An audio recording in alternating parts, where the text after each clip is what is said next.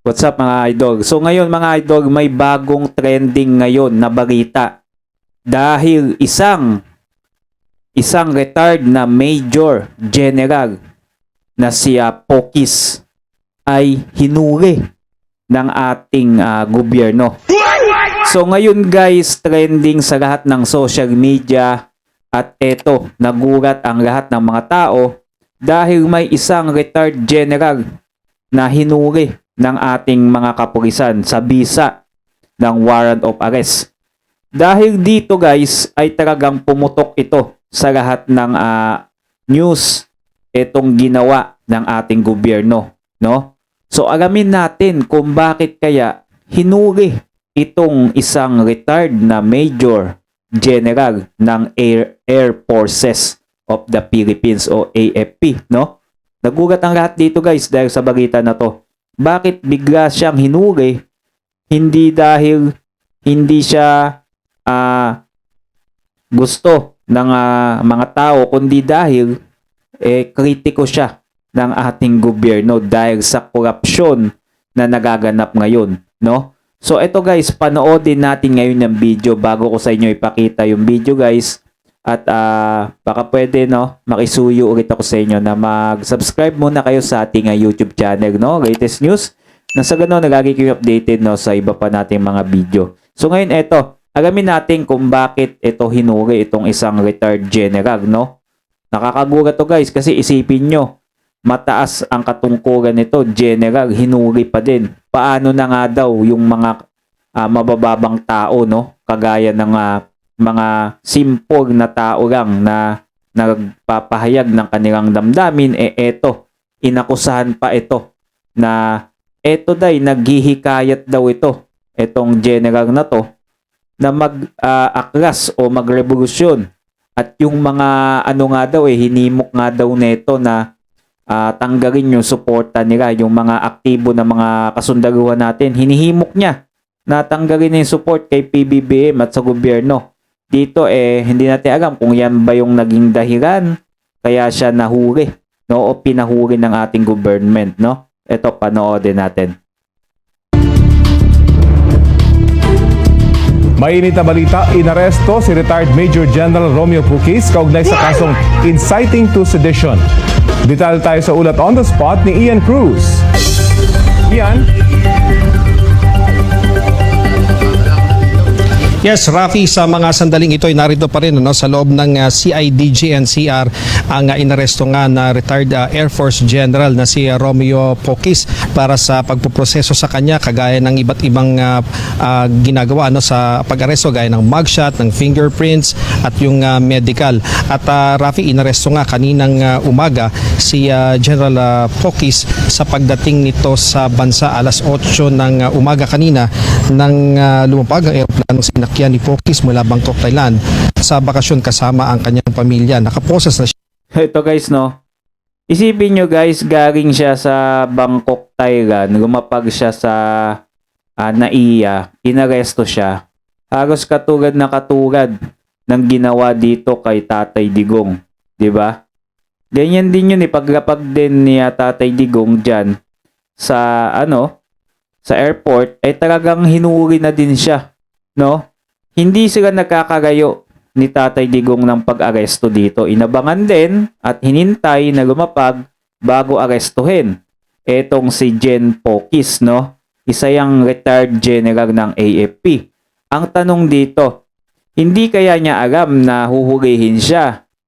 Kaya siya lumapag dyan. Kasi kung alam niya na huhulihin yan, mag-iisip yan at hindi yan lalapag sa NAIA o hindi siya babalik dito, no? Ewan ko kung alam niya yan, Proses na siya na makunan palabas ng terminal. Ang pag-aresto ay sa bisa ng warrant of arrest mula sa Quezon City RTC kaugnay sa inciting to sedition case ni Pukis. Sa eksklusibong panayam ni Pukis, isa umano itong uri ng panggigipit sa mga taong bayan na naghahayag lamang ng damdamin sa nagaganap na korupsyon sa bansa. Paglabas ng terminal, naghihintay na ang sasakyan para kay Pukis. Nasa parking naman si Attorney Ferdinand Topacio at mga kasamang retiradong general ni Pukis. Sigaw nila dapat may kasamang abogado si Pukis sa sasakyan, bagay na hindi na napagbigyan. Agad din nila sa Camp Kramis si Pukis. Ito, si Attorney Topacio, no? Hindi yan sila pinalapit dun kay Pokis, no?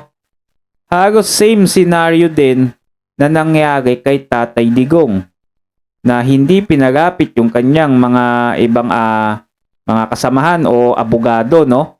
May mga kasama pa palang retired general din ito si Pokis dun sa mga kasama ni Attorney Topacio. Ayaw sila papasukin, ayaw silang ipakausap.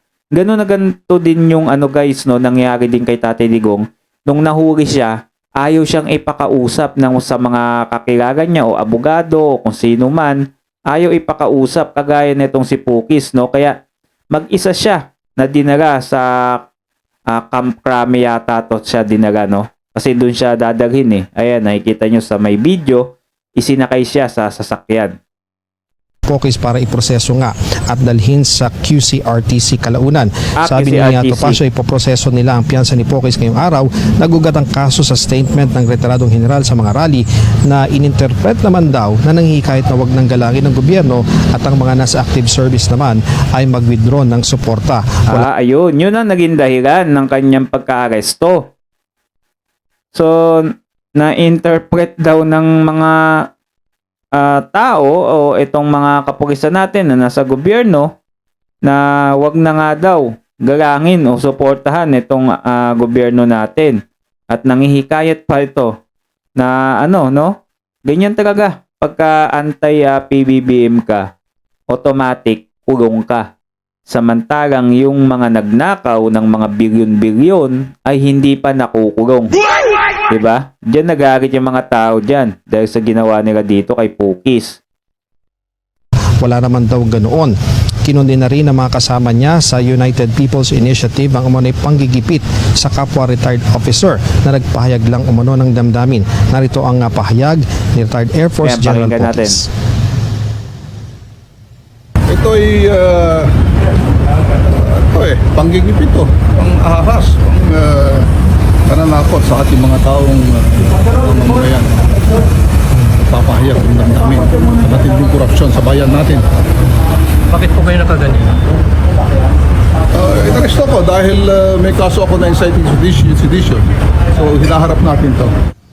Yan. Inciting to sedition, yung naghihikayat siya sa mga tao na wag suportahan, naghihikayat siya na mag-rebellion. Yan. Yan ang kanyang sinapit matapos niyang ipahayag yung kanyang saloobin o yung kanyang damdamin dito sa nangyayaring korupsyon ng ating gobyerno dito sa ating bansa, no? Inciting to sedition ang kanyang kaso, no? Pero may piyansa naman. Makakapagpiyansa pa naman si Jen Pokis. Mabuti na lang ay may piyansa to.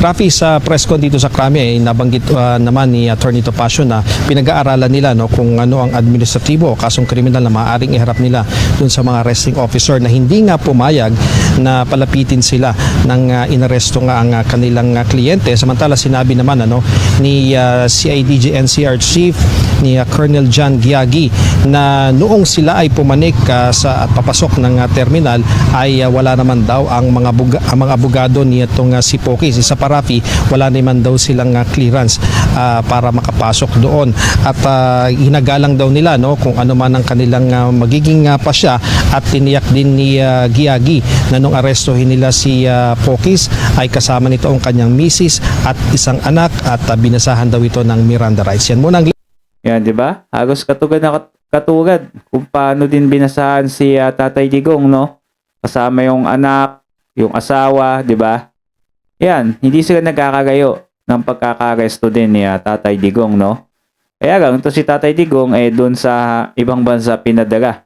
Samantala itong si Pokis dito sa atin. So comment down below kayo sa video natin guys, ano masasabi nyo sa ginawa ng ating mga kapulisan dito, no? Comment down below at kung bago lang kayo sa ating channel, huwag nyo kalimutan mag-subscribe nang lagi kayong updated sa mga susunod pa nating mga video.